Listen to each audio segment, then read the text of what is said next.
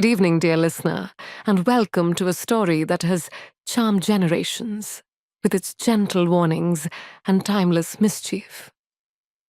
Before we begin, let me remind you, if you find this summary helpful, don't forget to like this video, subscribe to Novel Whisper Official, and comment below the title of the novel you'd like us to summarize next.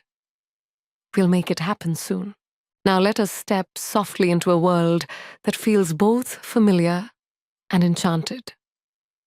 Picture a burrow nestled at the edge of a wide meadow where the grass bends like waves in the breeze and the scent of clover hangs heavy in the air. The sun has only just begun to rise, painting the sky with soft strokes of peach and gold. Inside this snug home, beneath the roots of a fir tree, lives a family of rabbits, a widowed mother and her 4 young children. The mother, Mrs. Rabbit, is a creature of quiet strength. Her fur is worn smooth from work, her eyes bright yet watchful. She knows the meadow well, knows its pleasures and its dangers, and it is with this wisdom that she gathers her children close in the morning light. They sit in a neat little row, ears twitching, eyes wide, waiting for her words. "Flopsy, Mopsy, Cottontail, and you, Peter," she says, voice warm yet edged with warning. She speaks of berries and paths through the fields, of places where they may roam freely, and of one place, one dangerous place, they must never go. Her tone sharpens as she names it. Mr. McGregor's garden. The very name seems to cast a shadow over the cozy burrow. The children know the stories, whispered warnings passed down like bedtime tales. Mr. McGregor, tall and stern, who caught their father once and baked him into a pie. To the 3 elder siblings, Flopsy, Mopsy, and Cottontail, the warning is enough. They nod solemnly, clutching one another, promising to obey. But Peter is different. His whiskers twitch, not with fear, but with restless curiosity. His blue jacket gleams with a sense of pride. His eyes glimmer with mischief. Where others see danger, he sees adventure. The forbidden seems to beckon him, promising flavors and sights beyond the safe clover patches of the meadow. Mrs. Rabbit kisses each child tenderly, then tucks her shawl tighter around her shoulders. She must leave for the day to gather provisions. Her final words linger like a spell. "Now mind me, and don't go into Mr. McGregor's garden." The moment she departs, the meadow breathes again, alive with the hum of bees and the songs of birds. Flopsy, Mopsy, and Cottontail scamper dutifully down the lane to pick blackberries, their giggles carrying on the breeze. But Peter lingers behind. His paws press against the earth. His ears catch the faint rustle of leaves, and his heart begins to drum a daring rhythm. The garden rises in his mind like a secret kingdom. Rows of crisp lettuces, the green shimmer of cabbages, the sweet crunch of carrots. Hunger tightens in his belly, but it is not only hunger that drives him. It is the thrill of defiance, the allure of stepping where no one says he should. He looks down the path his siblings took, then turns the other way. A sly smile creeps across his face. One quick glance around. No mother, no siblings.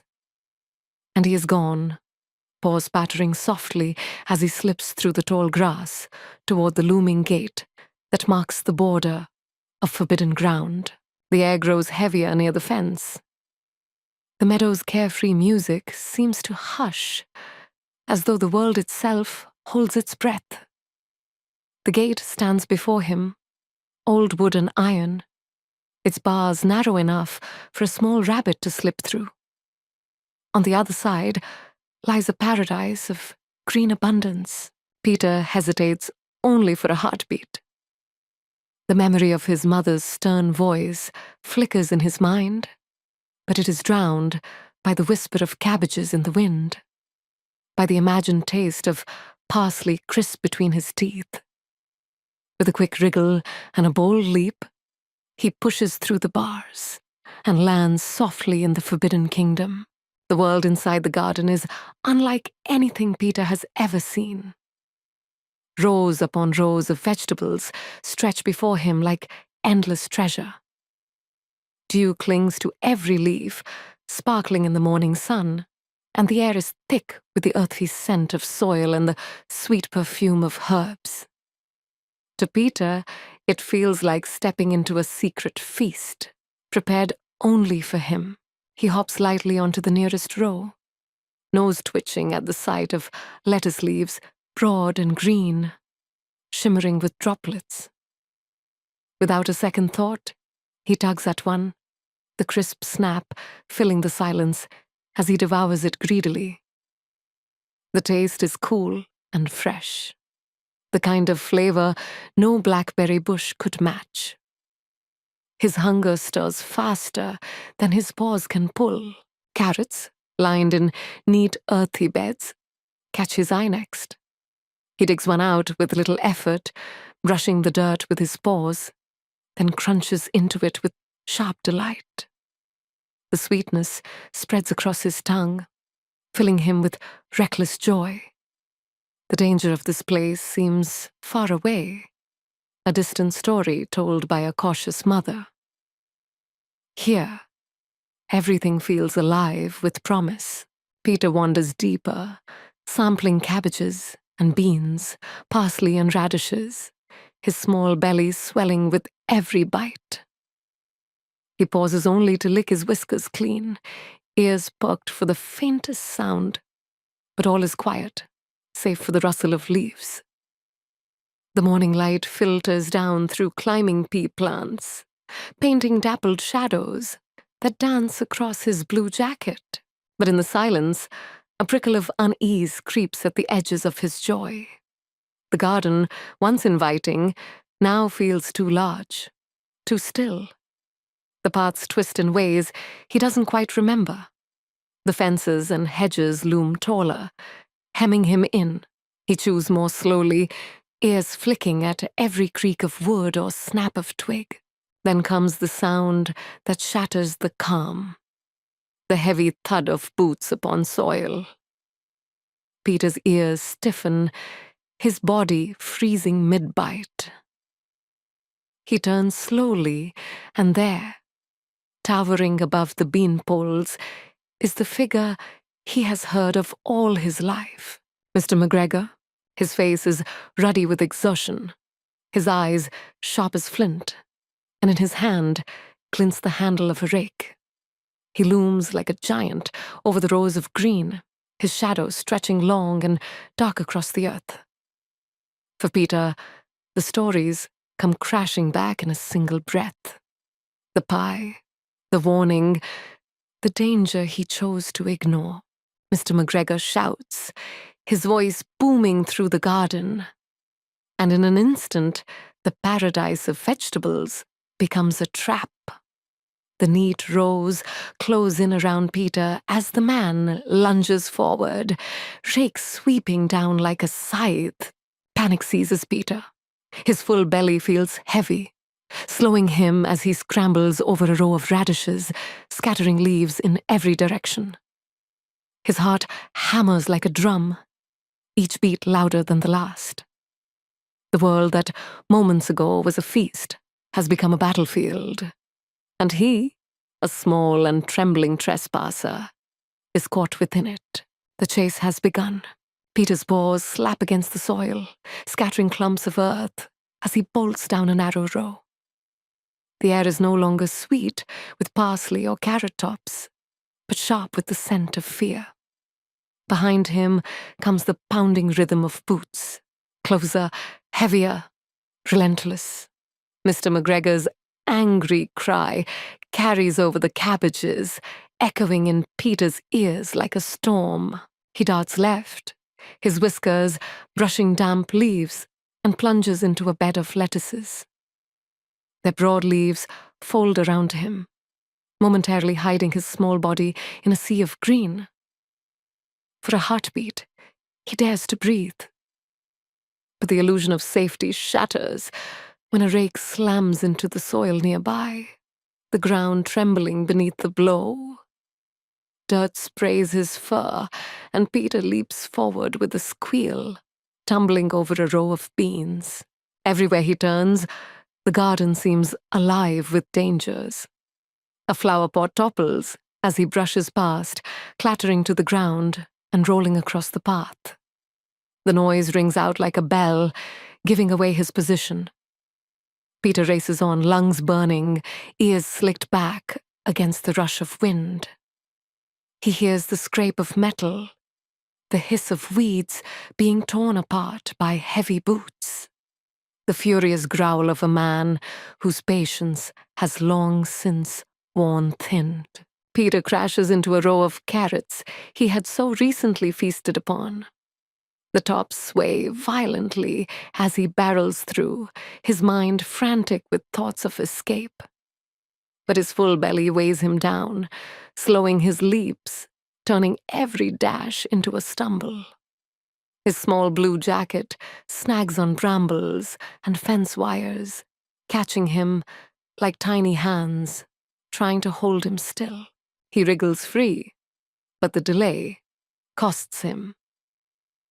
Mr. McGregor lunges close enough that Peter feels the rush of air from the rake swinging just behind him. He dives forward, rolling into a patch of damp soil, his paws mud-slick and trembling. The garden, which had once seemed endless, now feels like a trap with no exits. Every row looks the same, every corner a dead end. He squeezes between cabbage stalks, his fur brushing against their cold leaves, his heart pounding like a drum, desperate to burst free of his chest. And then, for a brief, terrifying moment, Peter freezes. He has lost all sense of direction. The towering hedges and fences blur together in his frightened eyes. He does not know which way leads to safety, which way deeper into the labyrinth. He crouches low, ears pressed tight, nose twitching furiously for the scent of open air. But Mr. McGregor is patient. His shadow stretches across the soil as he moves with measured steps, scanning the rows. His boots grind against the earth, steady, methodical. Peter hears him muttering under his breath, a low growl that carries more weight than any shout. Fear gnaws at Peter's courage.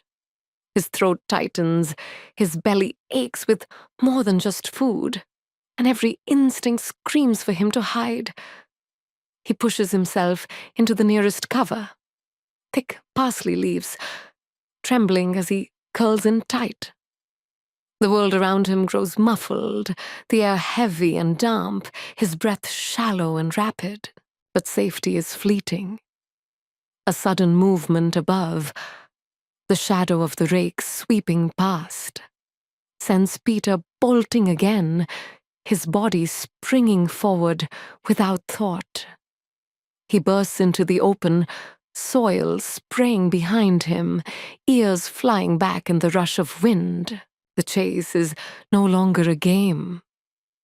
The feast has turned to fear, and the garden that lured him with promise now tightens its grip with every frantic step.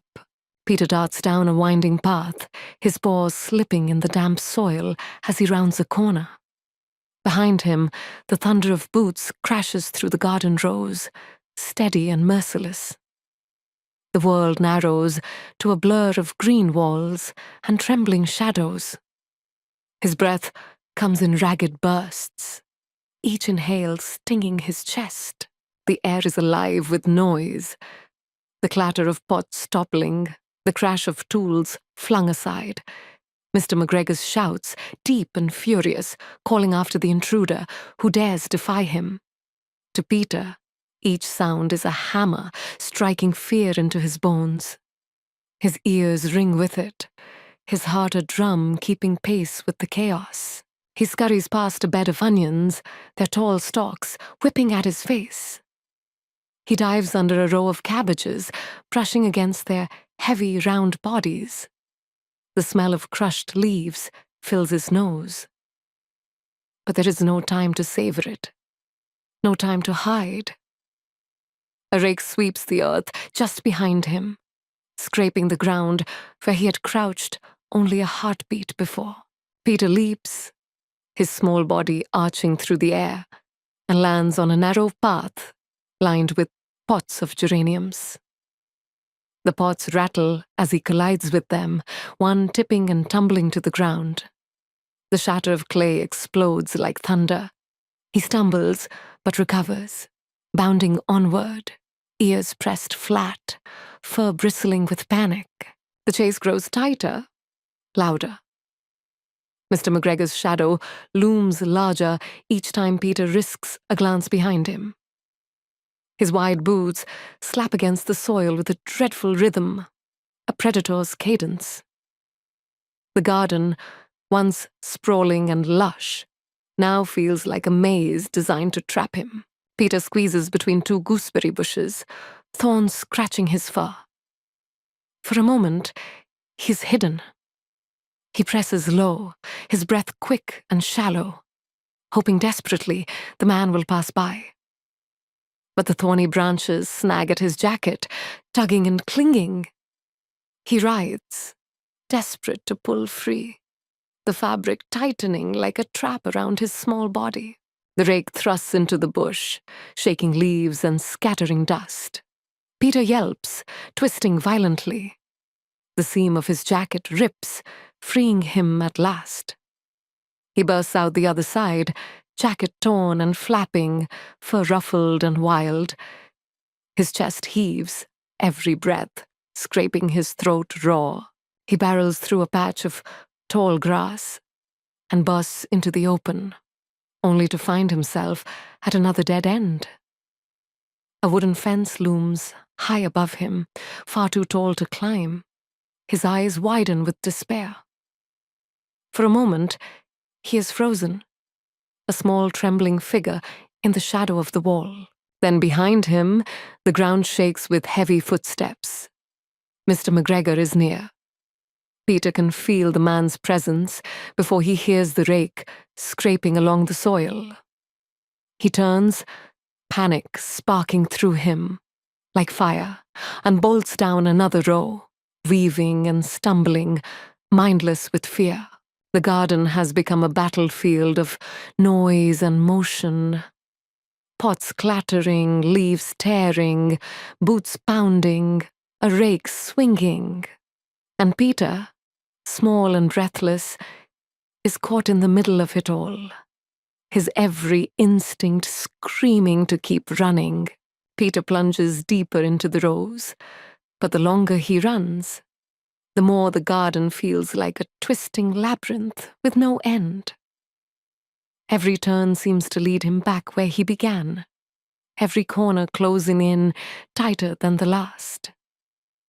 His small body shakes with exhaustion, his paws dragging heavy across the soil.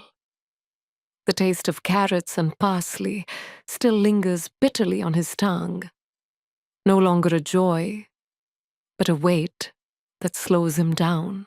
The world around him grows quieter, except for the pounding of his own heart. The furious shouts of Mr. McGregor echo somewhere behind him, distant yet ever-threatening, like thunder rolling through a storm.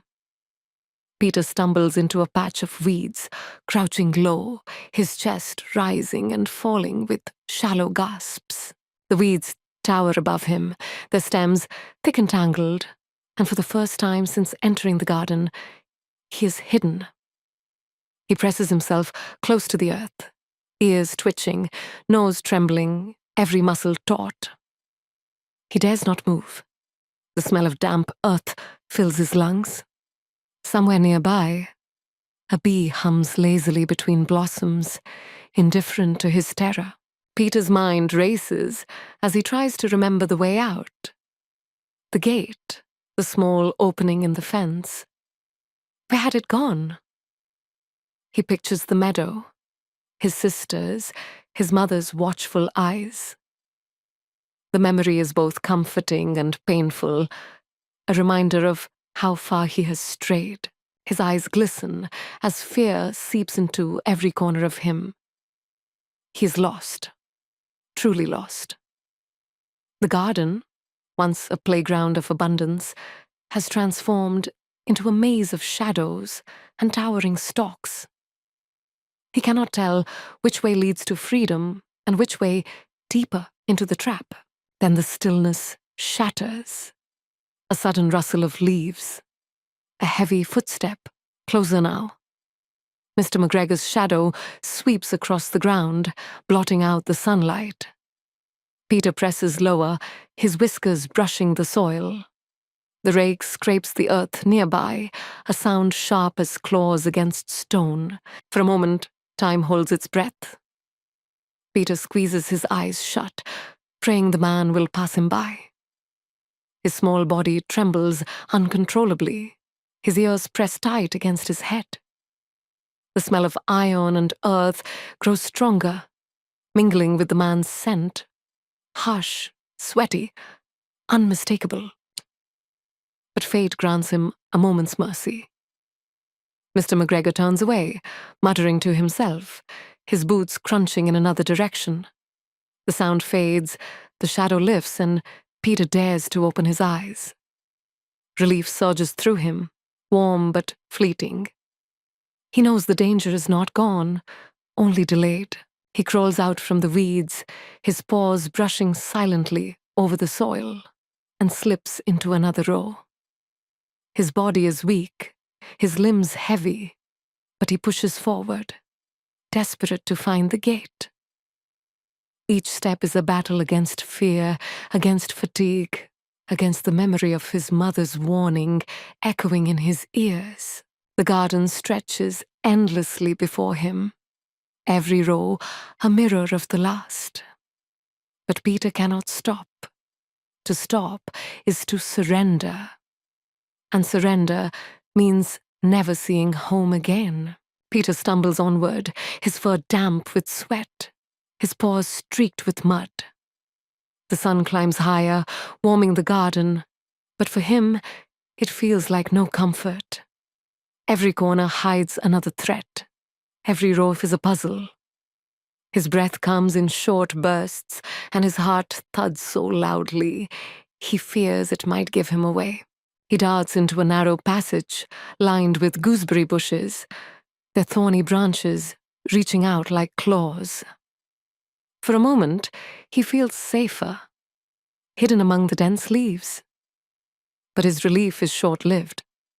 His blue jacket, already torn from the chase, catches on the sharp thorns.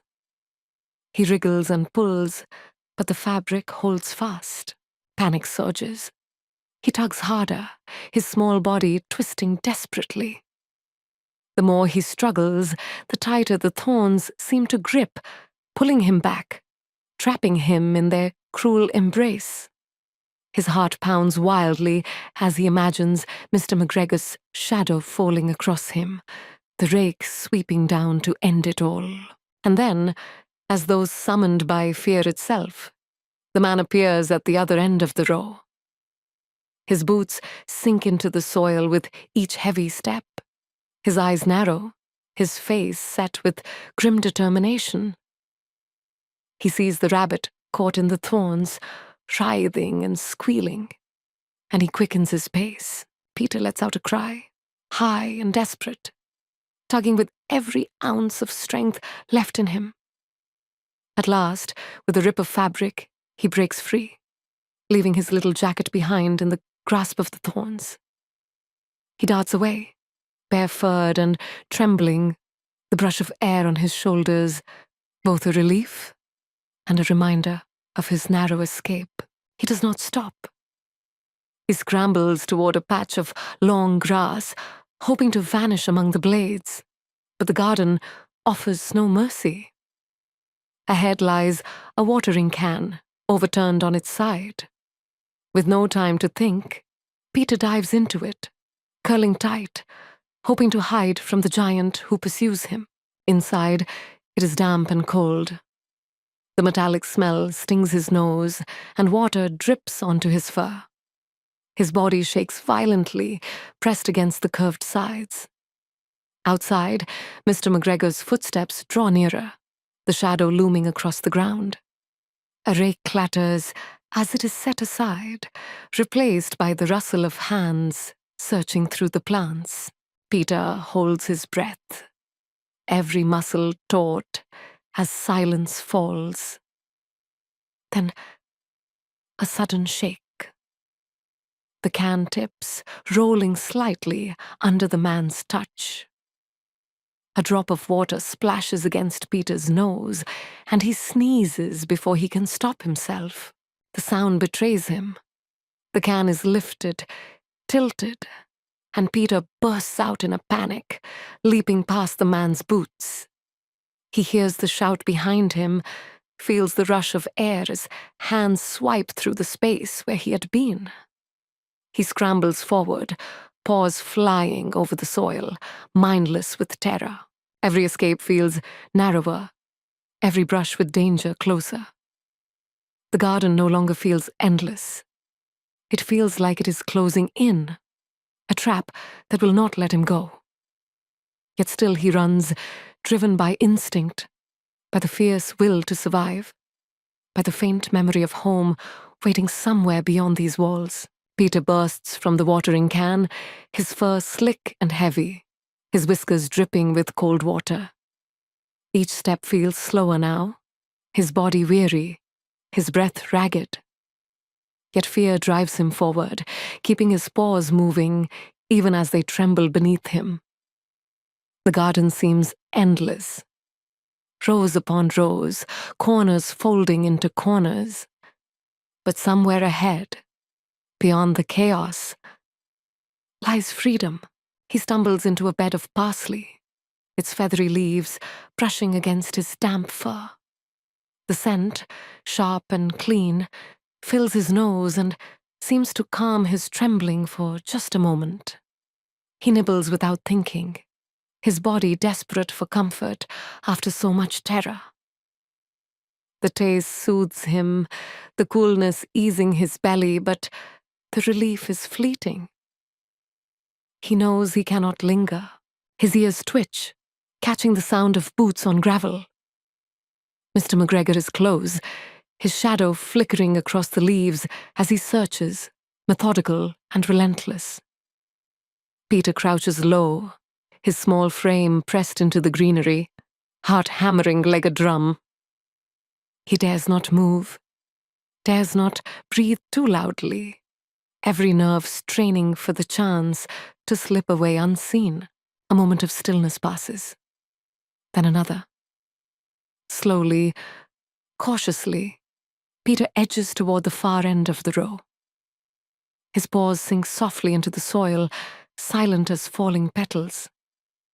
He peers around the corner, and there, at last, he sees it. The gate.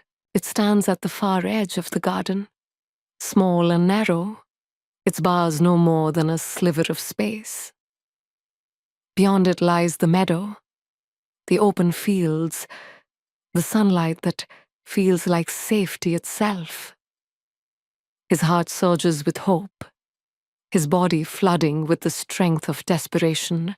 But between him and the gate lies the path where Mr. McGregor prowls. The man bends low, examining the soil for signs of movement, muttering angrily under his breath. His rake scrapes along the ground, its teeth glinting in the sunlight. Each step he takes is a wall between Peter and home. Peter waits, frozen in the parsley, his eyes fixed on the moment. His body trembles with tension, ready to spring. Then, as Mr. McGregor turns his back, lifting a flower pot to peer beneath, Peter seizes his chance. He bolts, the world narrows to the pounding of his paws, the rush of wind in his ears, the desperate rhythm of his heartbeat. Mr. McGregor shouts, spinning around, the rake raised high. He lunges, but Peter is already streaking down the path. A flash of fur darting past rows of cabbages and beans. The gate looms larger, closer. Hope burns brighter with every leap. Yet still the boots thunder behind him, the shadow chasing him like a predator that will not give up. Peter pushes harder, lungs screaming, paws aching, every fiber of his being straining toward freedom. At last, he reaches the gate.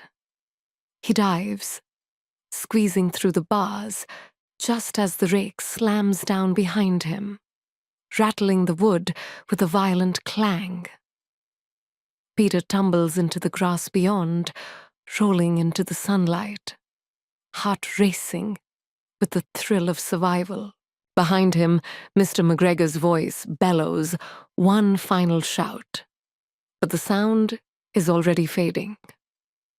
The garden, with all its dangers and temptations, is behind him now. Ahead lies the meadow, the path home, and the promise of safety. Peter has escaped, barely. Peter collapses in the tall grass just beyond the gate, his small body trembling with exhaustion. The sunlight warms his fur, but it cannot chase away the shiver running through him. Every muscle aches, every breath burns. His ears droop, his whiskers sag, and his heart still beats wildly, as though it has not yet realized the danger is past. For a long while, he cannot move. He lies there, belly heaving, eyes half closed, listening to the sounds of the meadow. The rustle of leaves in the breeze, the soft chirp of birds, the far-off buzz of bees. They are sounds of safety, of home, and slowly they remind him that he has survived. Somehow, against all odds, he is free, but freedom carries its own price. His blue jacket, once neat and proud, is gone, left behind in the cruel thorns. His fur is muddy and matted, his paws scraped raw. His stomach aches from the feast and the fear alike. He feels smaller than he ever has, humbled by the weight of what he has endured. At last, he rises unsteadily and begins the slow journey back toward the burrow. The meadow stretches wide and familiar, yet every step feels heavier than the last. He moves with none of the mischief that had carried him into the garden, none of the boldness that once shone in his eyes. He is weary, chastened, and very much in need of rest. When he finally reaches the burrow, beneath the great fir tree, the doorway glows with warmth. Inside, Flopsy, Mopsy, and Cottontail sit quietly at the table, their paws folded neatly, their eyes bright and innocent. They have spent the day as their mother asked, gathering berries in the fields. Their baskets, full of fruit, sit nearby, glowing with reds and purples. Mrs. Rabbit tends to her little ones, her expression calm but watchful. When Peter stumbles through the doorway, mud-stained and trembling, she sees the story written all over him. His missing jacket, his tired eyes, the slump of his body. She needs no words to know where he has been. Her face softens with a mixture of relief and quiet reproach. She says nothing, only leads him gently to his bed. There she tucks him in, her paws smoothing his fur, her eyes carrying the unspoken message. You are safe now, but you must learn. For Peter, there is no supper. His siblings enjoy a meal of fresh blackberries and warm bread, their laughter filling the burrow. But for him, only chamomile tea is set upon the bedside table, its steam rising softly in the dim light. He sips it slowly, the bitterness settling in his belly, easing the pain of both food and fear. The evening falls quiet. Outside, the meadow hums with the soft chorus of crickets. Inside, Peter lies curled in bed, his ears drooping, his eyes heavy with sleep. The lesson has been carved deep into his heart. Some rules are not chains to be broken, but shields to keep one safe, and so the burrow settles into stillness. Mrs. Rabbit watches over her children, the younger ones eating contentedly, Peter drifting into uneasy dreams. The world outside spins on, but inside the fir tree home, the night holds them close, holds them close, holds them close, holds them close, holds them